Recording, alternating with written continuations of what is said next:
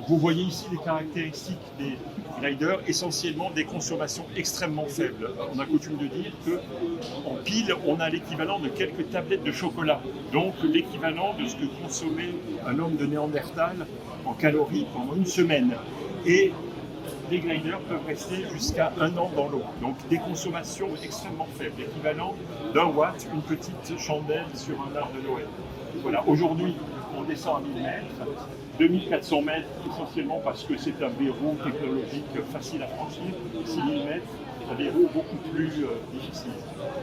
Les applications potentielles, il faut pouvoir naviguer à l'horizontale si on veut s'intéresser au fond marin, mais voilà, c'est d'embarquer un très très grand nombre de capteurs acoustique. On avait développé cette caméra qui fonctionne aujourd'hui, qui est un succès fou, pour regarder les eaux dans le fond, collecter de l'eau pour pouvoir avoir une vérité terrain. Un certain nombre de micro-capteurs et de nanocapteurs. Voilà. On peut embarquer une charge utile extrêmement importante. Voilà, je vais y revenir.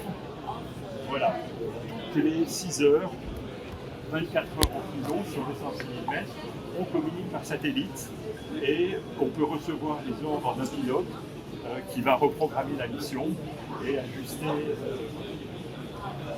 Donc voilà, une technologie en pleine évolution. Donc actuellement, il existe un prototype on envisage peut-être de mettre en œuvre sur le volcan de Mayotte, par exemple, un prototype capable de plonger en profondeur. Donc il fait 4000 mètres de profondeur autour de Mayotte. Voilà, descendre à 4000 mètres, on ne sait pas le faire. Voilà, alors les enjeux pour la Méditerranée, j'ai essentiellement ce slide que je voulais discuter en détail. Donc ça, c'est l'activité menée par des acteurs académiques et ce transact-là par l'entreprise Alcemar, justement, dans le cadre d'un projet européen. Donc c'est ce que la communauté académique a été capable de collecter. Donc on peut voir, j'ai commencé par pourquoi les gliders ont toutes leurs chances en Méditerranée.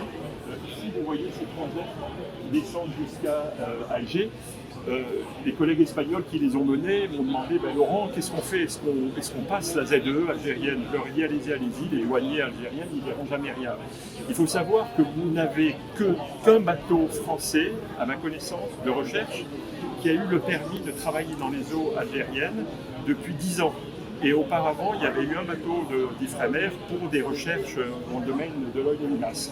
Donc actuellement, en Méditerranée, mener des recherches avec des bateaux de recherche, c'est extrêmement difficile. Donc quasiment toutes les demandes de permis d'accès à la ZE pour faire de la recherche sont retoquées, y compris par nos collègues espagnols, par exemple. Donc imaginez un petit peu un navire de recherche allemand qui vient régulièrement travailler ici.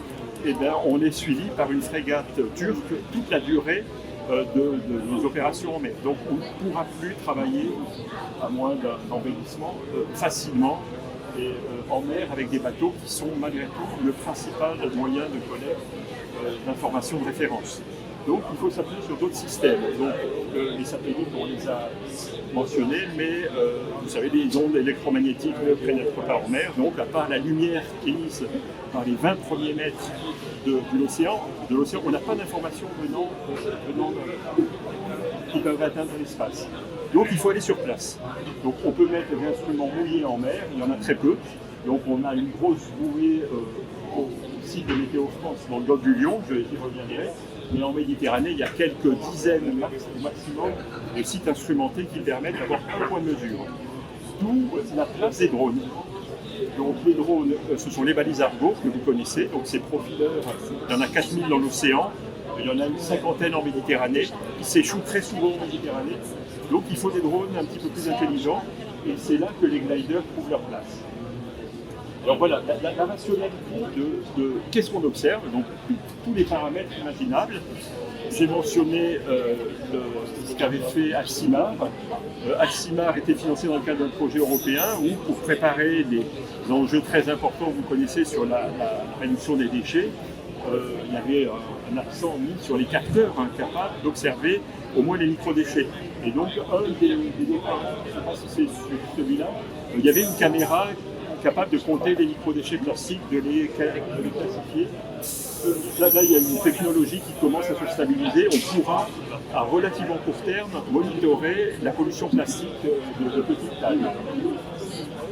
Je prends ce paquet d'observations que nous avons mené dans le cadre d'un observatoire financé par le CNRS et le ministère de la Recherche. Pourquoi cet endroit et cette densité de données? Vous savez que la Méditerranée respire comme l'océan mondial et que le réchauffement climatique fait que les eaux profondes ne seront plus oxygénées. Pratiquement, il n'y a plus d'oxygénation jusqu'au fond depuis 5 ans. Et donc les conséquences écosystémiques sont absolument majeures, on essaie de les comprendre. Voilà, donc les Français sont un petit peu en charge de cette approche.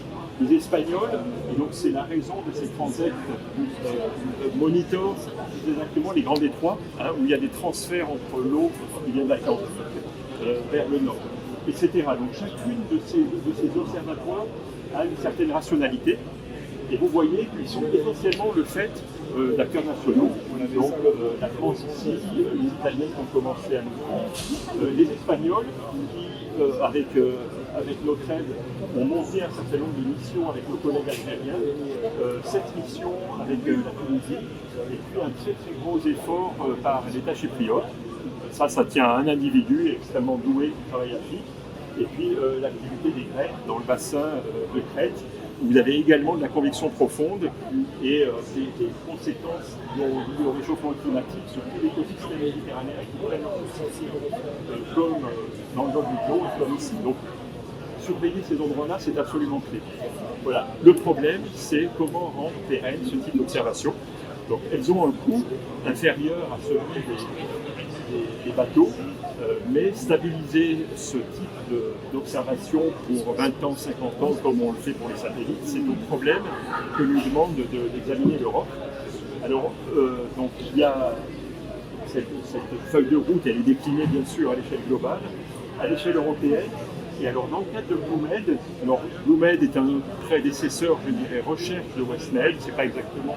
On avait bien balisé l'enjeu de la recherche technologique dans le domaine de la robotique sous-marine pour la Méditerranée, que ce soit pour cette observation ou bien sûr l'observation en lien avec les enjeux sismiques à l'est de la Méditerranée.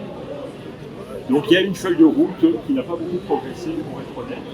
Et donc dans WestNet, il y a l'enjeu environnemental, je ne sais pas comment il est décliné de manière générale, mais monitorer les impacts du trafic maritime des déchets ne pourra pas se faire sans des observations pérennes. Et donc c'est l'enjeu de ce qu'on appelle les infrastructures. Et donc je vais venir au dernier slide. Donc en fait, de quoi s'agit-il? Donc on a préféré, puisqu'on a un stand ici, on peut discuter de manière approfondie, mettre une image un petit peu symbolique de ce qu'on veut faire.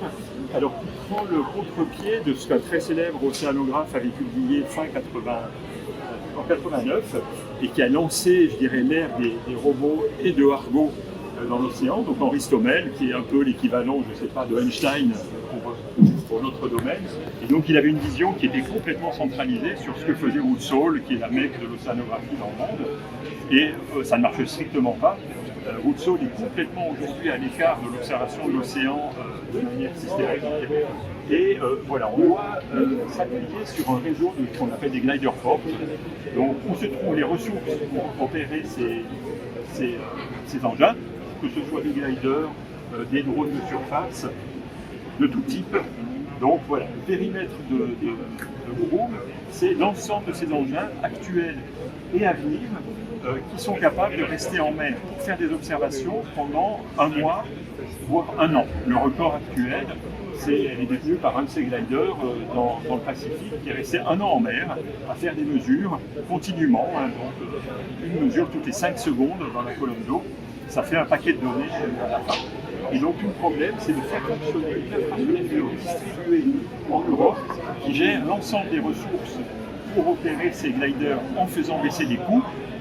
Donc, typiquement, je vais prendre l'exemple le plus simple, c'est un marin de la marine va imaginer, mais c'est ce que fait l'armée américaine, un pilote derrière un glider. Dans la pratique, ils mettent un soldat américain, enfin un opérateur, derrière 5 petits gliders. On peut, avec l'intelligence artificielle, descendre à des chiffres beaucoup plus bas et diminuer drastiquement les coûts de personnel. on n'aura jamais que quelques ingénieurs pour faire quelque chose comme ça. Donc voilà, faire baisser les coûts et après en mutualisant.